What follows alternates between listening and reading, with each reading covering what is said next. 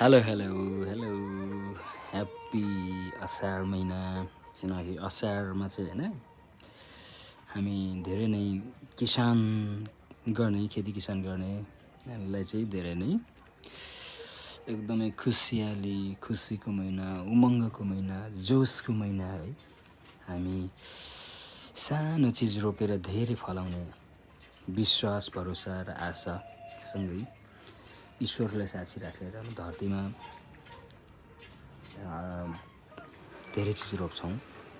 यसैमा हाम्रो विशेष खाद्य पदार्थ भनेको धान हो। अब जस्तो कि इन्डिया नेपाल र अराउन्ड द वर्ल्ड जहाँ पनि अब यो राइस के भन्छ यो धान भनिसकेपछि हामी सबले युज गर्छौँ।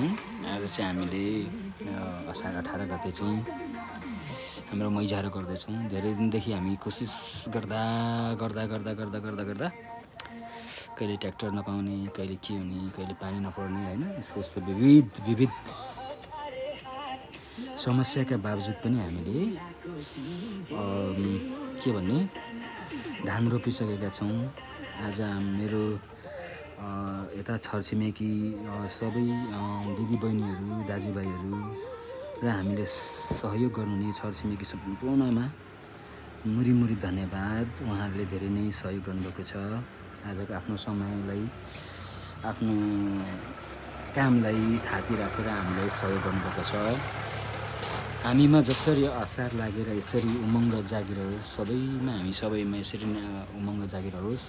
यो असारको 2083 असारको चाहिँ सबैलाई शुभकामना है। सबैलाई शुभकामना र हामी सबै यसरी नै बाँचिरहौँ, फुलिरहौँ